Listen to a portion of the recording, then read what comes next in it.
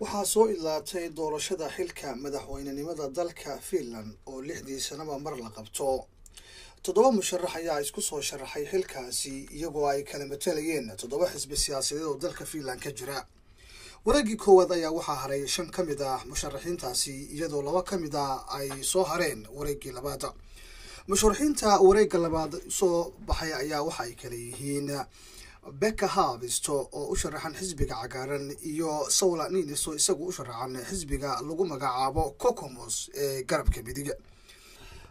codbixintaasi waxaa ka dhex muuqday madax sarsaro oo ka tirsan dalka Finland waxaana ka mid ahaa madaxweynihii hore ee isagu dalka muddo 12 sano ah talada hayay madaxweyne Matti Vanhanen iyo ra'iisul wasaaraha haatan talada dalka haya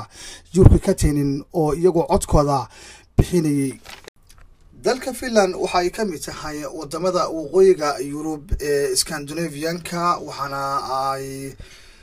ka mid tahay wadamada iyadu dimuqraadiyadda dalkaasi ka hirgeliyay iyadoo qof kasta oo wadanka jinsiyadiisa haysta uu xaq u leeyahay in uu doorto qofka uu markaas isugu isleeyahay siyaasad ahaan waa uu ku matali karaa. Saula Niinisto ayaa waxa uu helay cod gaaraya 6.2 oo u dhiganta 1.8 milyan oo cod halka Pekka Haavisto uu isaguna helay 34.6 oo u dhiganta 700,000 oo cod waxaana guddiga doorashadu ay shaaciyeen in xilkaasi uu ku guuleystay ninka lagu magacaabo Saula Niinisto waxaana uu noqday madaxweynihii 12aad ee dalka Finland soo mara. waxaan mikrofoonka la dhex qaaday jaaliyadda Soomaalida Finland waan wax ka weydiiyay bal sida u arkaan codbixinta sida u dhacday waxaana ka mid ahaa hadaladoodii. bismillaahir rahmaanir rahiim walaal waxaan horta u arkaa anigu doorashadaas inay tahay doorasho wanaagsan midda kale oo anigu arkayana waxa weeye anagu wadankan waa wadankeeni labaad u soo guurnay waxayna danteenu ku jirtaa cid walba wax qabanaysa waxaan u maleynayaa dalkan waxa jooga dad 5 milyan iyo ka badan oo dad Soomaaliya u dhashay iyo dhowr boqol oo maxaa tiraaday kun oo dalka maaragtay qaxooti ku ah dhammaantoodna maaragtay waxay sugayaan doorashada wixii ka soo baxay tiifiyada ayaan maaragtay eegaynay isla marhaantaas annagu waxaan raacsanahay cid walba ee dalkan wax u qabanaysa maxaa tiraaday waxbarashada ka shaqeynaysa shaqada ka shaqeynaysa ilmaha Soomaaliyeed ama ilmaha maxaa tiraaday ajaanibta ee dal walba ee dadka dalkan ku nool ee qaxootiga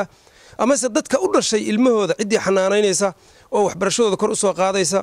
oo dadka shaqo u abuuraysa oo ka shaqeynaysa dadkan si ay horumar u gaari lahaayeen ama qof walba ay uga bixi lahayd inay cayr qaadato dadkaas ayaan maartay insha Allah taageerayna hadduu Ilaahay yiraahdo madaxweynahan marka hadduu doonayo inuu arinta ka shaqeeyo waan taageersanahay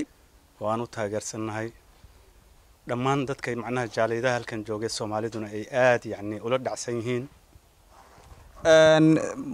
maxaad is leedahay waa u qabanayaa jaaliyadda ama maxaan ku raadsaa Somali community-ga halkan ku nool isla markaasna